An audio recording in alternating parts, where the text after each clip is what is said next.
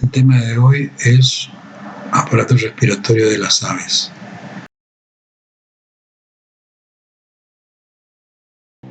El aparato respiratorio de las aves comienza en la cavidad nasal, que está representada por las coanas o narinas, la parte externa.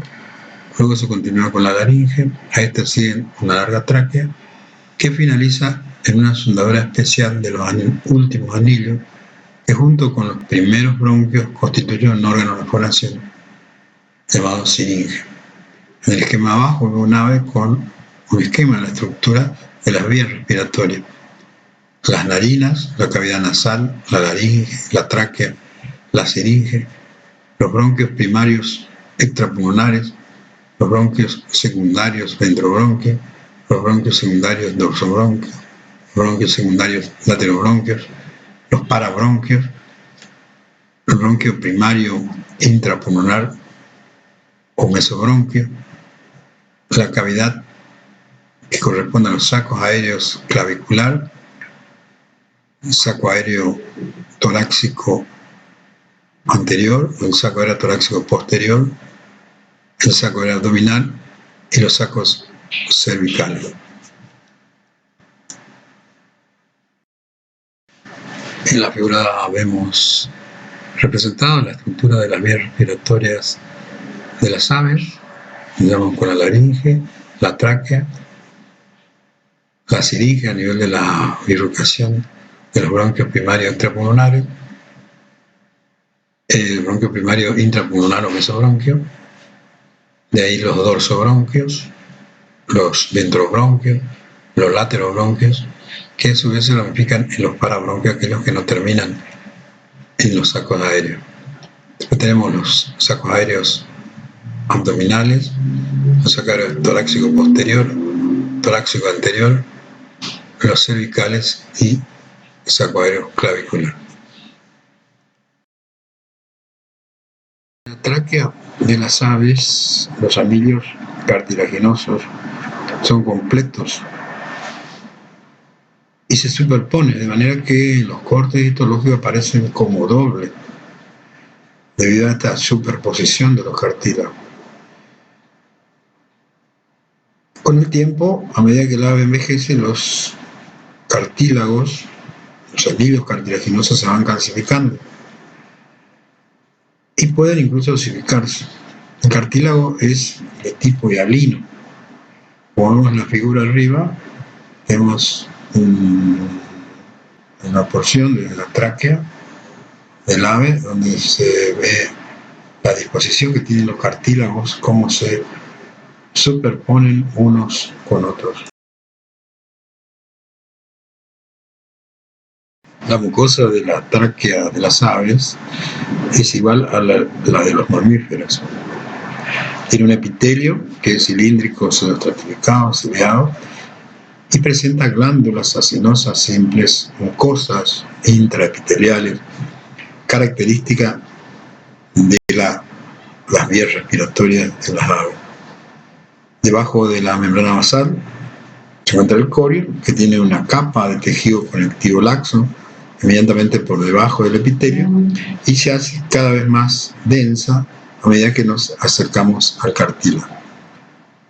En la figura que tenemos arriba a la izquierda tenemos una lámina donde vemos la disposición que tienen las glándulas intraepiteliales en el epitelio de la mucosa de la tráquea de las aves.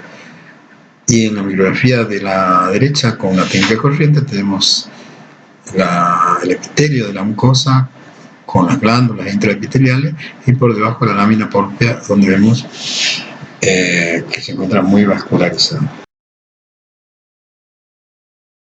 Entre los cartílagos superpuestos de la tráquea hay tejido conectivo que le da a la tráquea una extraordinaria rigidez. Rodeando por fuera de los anillos cartilaginosos hay tejido muscular liso. En la diapositiva que vemos arriba, un corte longitudinal de la tráquea, donde vemos hacia arriba el epitelio, la mucosa, la lámina propia y las los cartílagos que se ven como placas superpuestas y hacia abajo el tejido muscular liso. En la diapositiva de abajo vemos un corte transversal de la tráquea, donde se ve la mucosa con el epitelio, la lámina propia, el cartílago y hacia la derecha las fibras musculares lisas. El órgano que se continúa con la tráquea es la siringe, que es el órgano de fonación de las aves.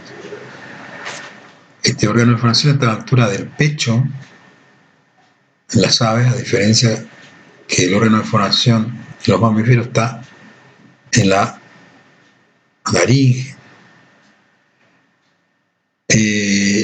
La siringe es un órgano cartilaginoso con placas soldadas. Estas hacen protrusión o proyección hacia la luz empujando a la mucosa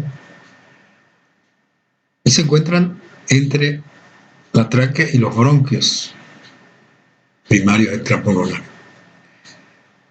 En ese dibujo esquemático vemos la siringe de un ave, donde vemos el último anillo cartilaginoso traqueal libre, después ya comienza el tímpano, el primer grupo de anillos siringales que están fusionados, el pezulus que se encuentra en la bifurcación de los bronquios y se va a calcificar, la membrana timpaniforme lateral, la membrana timpaniforme medial, el segundo grupo de anillos cartilaginosos siringales fusionados, el bronquio principal extrapulmonar y los cartílagos bronquiales.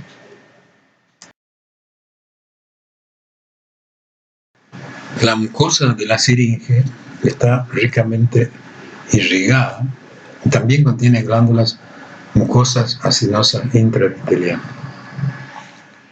En el periodo de celo se calcifica el cartílago que denomina pezulus y al pasar el aire producen vibraciones y sonidos que son característicos de las aves. Es el canto de la ave.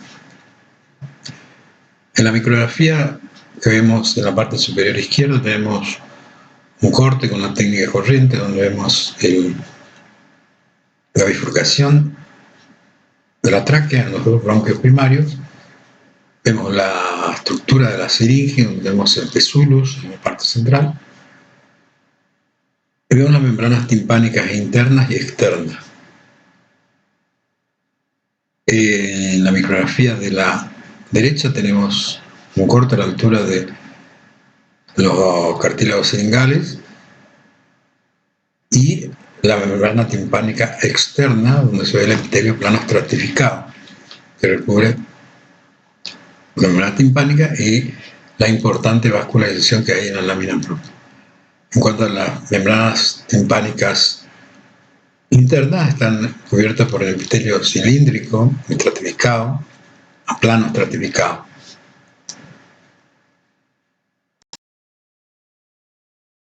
Vemos que en las aves existen estructuras que son características y propias de ellas, que son los denominados sacos aéreos, que son divertículos que están conectados a las vías aéreas y además se conectan con los huesos, neumatizándolos.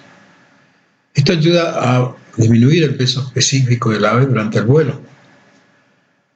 En total son 8.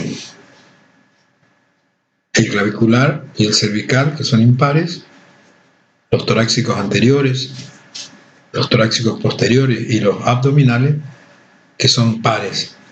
En el dibujo, en la parte superior, vemos la distribución que tiene el ave los sacos aéreos, la tráquea, el bronquio extrapulmonar, los pulmones, y ahí tenemos los sacos abdominales en la parte posterior, los sacos torácicos posterior, los sacos torácicos anterior, el saco interclavicular o clavicular y el saco cervical. En las aves existen estructuras que son propias, que son características, que son los sacos aéreos. Estas estructuras son divertículos, pared muy delgada, que están conectados a las vías aéreas y además se conectan con los huesos neumáticos, neumatizándolos. La función, entre muchas, es de mantener una temperatura adecuada en el ave durante el vuelo y además disminuir el peso específico del ave durante el vuelo. En total son 8, el clavicular y el cervical, que son impares, los torácicos anteriores, torácicos posteriores y abdominales, que son pares. En el dibujo, en la parte de arriba, vemos la distribución de los sacos aéreos en el ave, con la tráquea, los bronquios primarios del pulmón, los sacos aéreos abdominales, los sacos aéreos torácicos posteriores, los sacos aéreos torácicos anteriores, el saco aéreo interclavicular o clavicular y el saco aéreo cervical. Luego de la siringe vienen los bronquios primarios extrapulmonares, los que penetran en el pulmón y pierden totalmente los anillos cartilaginosos y se dirigen conformando el bronquio principal intrapulmonar o mesobronquio hasta los sacos aéreos. Penetran por la porción ventral y forman una ampolla que es el atrio. En el dibujo de la parte superior vemos el bronquio primario que se va a dividir en bronquios secundarios, dorsobronquio, laterobronquio o ventobronquio, que a su vez se van a ramificar formando los parabronquios, que van a terminar en los capilares aéreos conformando el lobulillo común. Entonces, como vimos, el mesobronquio penetra en el pulmón, pierde sus cartílagos y va a terminar en los sacos aéreos abdominales. De ese mesobronquio, o bronquio primario, va a partir un primer grupo de bronquios secundarios, ventrales o ventobronquios, un segundo grupo de bronquios dorsales o dorsobronquios y un tercer grupo de bronquios laterales o laterobronquios. Estos se van a ramificar, casi todos, en los bronquios terciarios o parabronquios, que van a terminar conformando el lobulillo pulmonar. Algunos bronquios secundarios van a terminar en algunos sacos aéreos.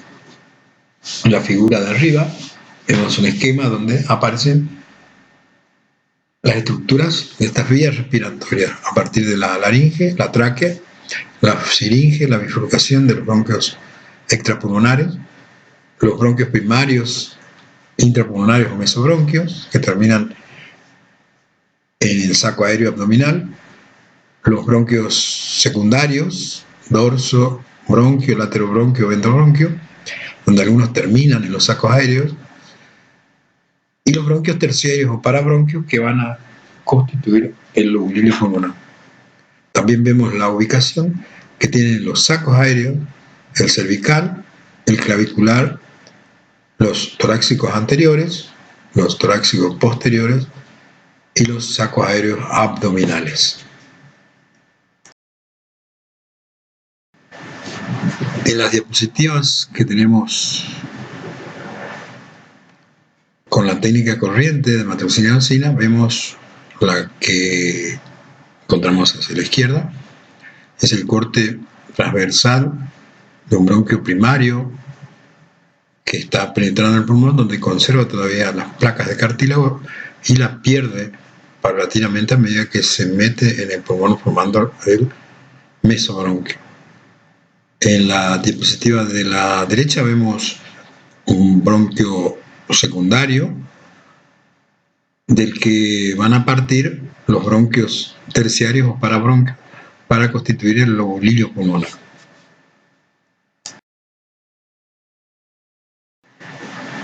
El mesobronquio, como vimos, desemboca en el saco aéreo abdominal, mientras que algunos laterobronquios van a desembocar en los sacos torácicos y algunos ventrobronquios se van a comunicar con los sacos aéreos anteriores, claviculares y cervicales. Los dorsobronquios, los ventrobronquios y los laterobronquios restantes, que no se comunican con ningún saco aéreo, se ramifican intensamente conformando los bronquios terciarios o parabronquios, que van a terminar en innumerables prolongaciones digitiformes que terminan en fondo ciego, llamados capilares aéreos, donde se va a producir la hematosis o intercambio gaseoso. En la micrografía de la parte superior con la técnica corriente hematoxiliancina vemos un corte donde vemos hacia la izquierda el corte de un bronquio secundario, donde vemos el epitelio, la lámina propia y las fibras musculares lisas que lo rodean. Y hacia la derecha tenemos la imagen de un parabronquio conformando el lobulilio pulmonar con la infinidad de atrios que le rodean, que van a sistematizarse formando los capilares aéreos, donde se va a producir la hematosis. Los capilares aéreos de un parabronquio van a constituir una unidad denominada lóbulo o tubo pulmonar, que en un corte histológico tiene la forma de un hexágono. Toda la masa pulmonar que rodea al parabronquio. Eso le transmite a la superficie pulmonar una forma mosaical. Estas estructuras tienen unos 100 a 150 micrómetros de diámetro.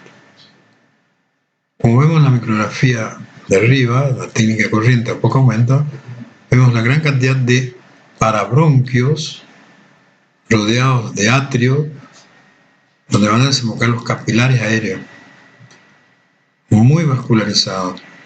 Toda esa superficie o parénquima pulmonar que rodea cada parabronquio va a formar el lóbulo o tubo pulmonar.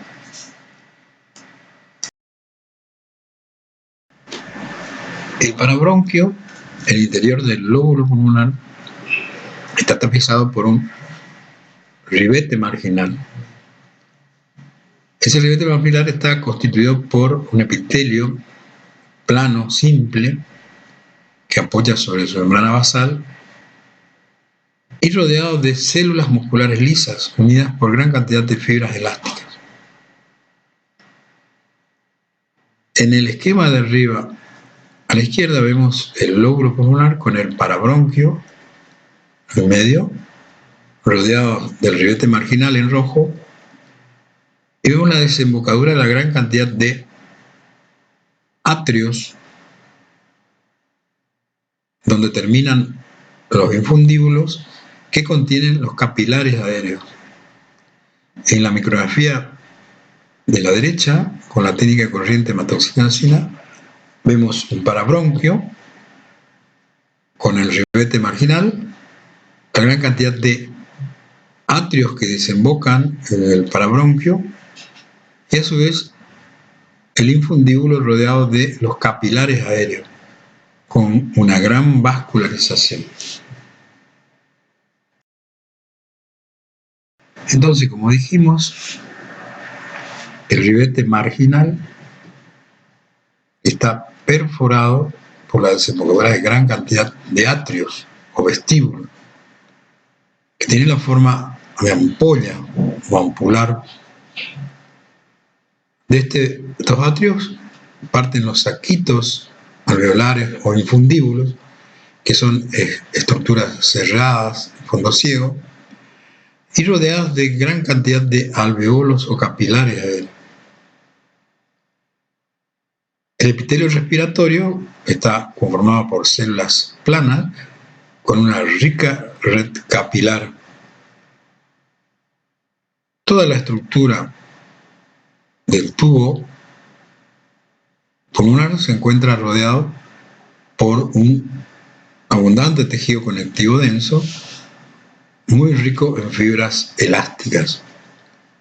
En la micrografía que vemos en la parte superior, tenemos hacia la izquierda un bronquio secundario que va a sistematizarse en un parabronquio en la parte inferior derecha de esa micrografía. En la micrografía de la derecha, con la técnica corriente, tenemos un corte a mayor aumento del ribete marginal, donde observamos la desembocadura de la gran cantidad de atrios que se comunican con los saquitos alveolares y eso a su vez con los alveolos, conformando los capilares aéreos.